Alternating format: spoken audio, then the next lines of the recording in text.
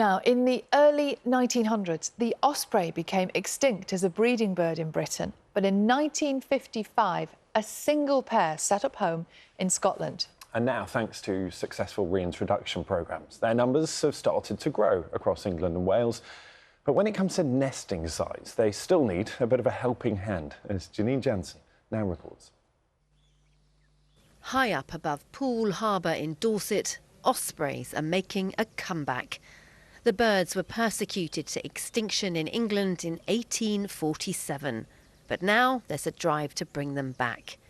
Elsa Kent from Plymouth is passionate about wildlife, and she's setting her sights high. I've fallen completely in love with ospreys. They're such inspiring birds. And if they can inspire more people to get enthusiastic about nature and about connecting to our local ecosystem, then that's what I get really passionate about. The birds have been visiting this farm alongside the Tamar and the Tavy for 40 years, but they've never bred here. But they come here while they're on their migration to West Africa. And so they stay for about 2 to 3 months of the year. And they use this as a sort of port of call, refuge place to fish and to kind of build up their energy before making the next big leg of their journey down to Senegal and other countries in West Africa. Earlier this year, they put up 3 huge nests, hoping to tempt them to breed. So by building the nests, we're supplying them with the equivalent of a bed and breakfast for them, that when they see them, they can come and land and they know that it's okay and they check it out.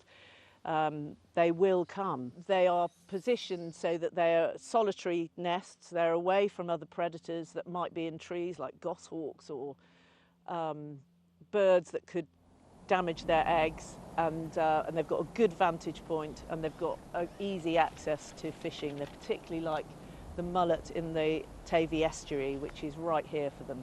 But it's not going quite to plan. So up here in this osprey nest, we've actually got an Egyptian goose who, after 2 days of the nest being up, she found the nest and thought, this is perfect. And so she's called it her home and laid a large clutch of eggs. And it's lovely to see the nest used. She's warming up the nest, ready for the ospreys to arrive soon.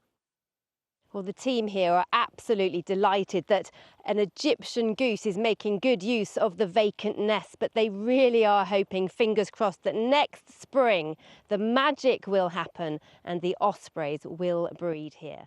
If we have baby ospreys in these nests, my life's mission will be complete. It's been so huge for me, and I think there's nothing more. It doesn't feel like there could be anything more meaningful in my life than giving back to nature and encouraging opportunities for the natural world to re-establish itself.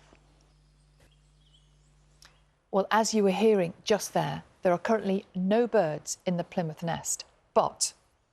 Yeah, we showed you there, Poole, the nest currently occupied by a family of ospreys. This is the live shot there, high up, as the ospreys make themselves comfortable. I think it's fair We've to been say. watching them, haven't we, for the last minute or so. They've Yeah. been having a fine old time, doing all sorts of morning jobs that birds Their do. morning routine. Yes. Let's put it that way.